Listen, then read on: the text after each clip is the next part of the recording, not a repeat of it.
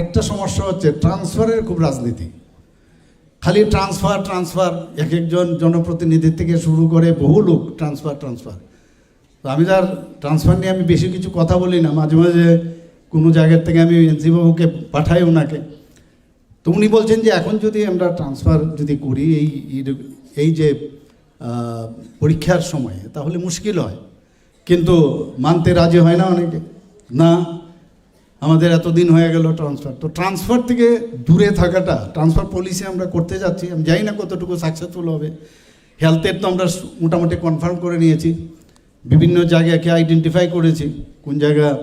এখন ধরুন রুরাল হসপিটালে আমি চাকরি করি, রুরাল হসপিটাল আমার মনে আছে জিরানিয়াও রুরাল হসপিটাল, তাকেও 10 মার্ক দেওয়া হবে। আবার দেখা গেল যে গন্ডা তুইসাতে আছে তাকেও 10 মার্কস দেওয়া হবে। তা আমি বললাম যে এক একটা জায়গার মধ্যে নাম্বারগুলো চেঞ্জ করুন, যে দুর্গম এলাকার মধ্যে ধরুন একদম এক্সট্রিম দুর্গম এলাকা তাকে 10 দিন, এইভাবে আস্তে আস্তে করে কমে আনুন।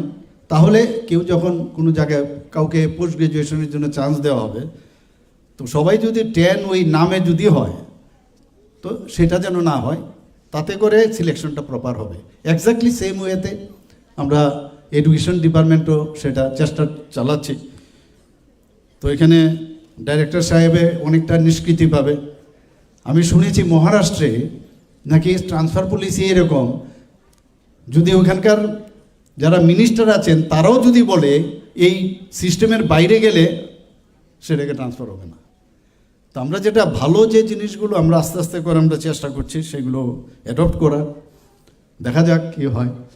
কারণ এখানে এই ধরনের এই ট্রান্সফারের দিয়ে কিন্তু মানে মসনদে বসে থাকার রাজনীতি অনেকের আছে, আর এটা একটা ক্রনিক ডিজিজ।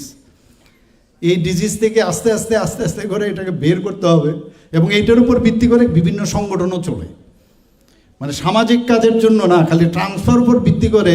এবং যারা ফলোয়ার্সরা আছে যে ওনাকে যদি ধরে রাখি তাহলে আমার ট্রান্সফারটা হবে না। আর যদি প্রেসিডেন্ট, সেক্রেটারি আর ট্রেজারার হয় সারা জীবনের জন্য ত্রিপুরায়, আগরতলায়, এই যে একটা মানসিকতা, তো এগুলো আস্তে আস্তে করে আমাদের বেরিয়ে আসতে হবে এগুলো থেকে। এখানে উপস্থিত আছেন ডক্টর ধনঞ্জয় গণ চৌধুরী মহোদয়, যিনি প্রেসিডেন্ট টিবিএসসির। ওনার সম্পর্কে যখন ওনাকে এই স্থানে বসানো হয়েছে অনেক খবরাখবর নিলাম আমরা। নেওয়ার পরে ওনাকে যখন বললাম যে আপনার তো দায়িত্ব নিতে হবে, দায়িত্ব নিয়েছেন। এবং যখনই কোনো দায়িত্ব নেয়, মানে এটা রেডিমেড না যে এই দায়িত্ব কিন্তু পট করে আমি বুঝে যাব এরকম না, এক একটা দায়িত্ব এক এক রকম। তো ওই জায়গায় ওনারও অ্যাক্লামেটাইজেশন হতে কিন্তু খানিকটা সময় লেগেছে। If I am not wrong, don't take it otherwise. তো কিন্তু সময় ওনার সাথে আমি কথা বলেছি, অনেক সময় বিভিন্ন ঘটনা আপনারা শুনেছেন, but now he is up to the mark. তো এখানে আমি ওনাকে ধন্যবাদ দেব আজকে এই গোল্ডেন জুবলি যে Tripura board of secondary education আমাকে নিমন্ত্রণ করার জন্য, এবং ওনার টিমকে। এখানে সেক্রেটারি টিবিএসসির ডক্টর জয়দেব ভট্টাচার্য, উনি এসছেন, নতুনভাবে এসছেন উনি। এখানে আমাদের স্যার আছেন, এক্স প্রেসিডেন্ট টিবিএসসির প্রফেসর মিহির কান্তি দেব মহোদয়। আমি ওনাকে যখন আমি ঢুকছিলাম, দেখুন এই বয়সেও উনি বলছেন পয়সা লাগবে, টিবিএসসিকে পয়সা দিতে হবে। ওনার সাথে কিন্তু যুক্তই নেই এখন। এই যে একটা ফিলিংস, এটা কিন্তু মানে অ্যাপ্রিসিয়েট করার মতো। এখানে উপস্থিত আছেন বহুতোষ সাহা, উনিও এক্স প্রেসিডেন্ট, উনিও বেশ সুন্দরভাবে কাজ চালিয়েছেন। মাঝে মাঝে আমরা যখন টিভির পর্দায় দেখতাম, যখন যে দায়িত্ব যাকে দেওয়া হয় আমি দেখেছি আলটিমেটলি সেখানে খাপ খাইয়ে নেয়। এবং এটাই আমাদের ত্রিপুরা রাজ্যের মানে এটা ট্রেডিশন, যে কাউকেই মোটামুটি যদি সব দিক চিন্তা ভাবনা আমরা করি, দেখা যায় যেখানে আমরা দিই, তবে মাঝে মাঝে সমস্যাও হয় অনেক জায়গায়।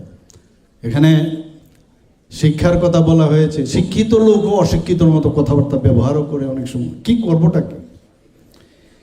তখন মনে হয় প্রকৃত শিক্ষাই নেই ওর, ওই ডিগ্রি আছে, সব আছে, ওই হনু বলেছেন যে অনেকে হলে হনু হয়। তো অ্যাকচুয়ালি এই চেয়ারের যে গরম সেটাও কিন্তু অনেকে সহ্য করতে পারে না। পয়সাপাতি তো বাদই দিলাম, তো এক এক সময় অবাক হয়ে যে আরে এত শিক্ষা, এত শিক্ষিত লোক, তারপরেও কেন এরকমটা করে। তো প্রকৃত শিক্ষা কিন্তু শুধু পড়াশোনা করলেই হবে না, তার জন্য যে প্রতিদিন এই শিক্ষা যেটা পড়ে এসছে এরপরে কিন্তু আর শিক্ষা নেই, মাঝখানে শুধু আবল তাবল কথাবার্তা রাস্তাঘাটে।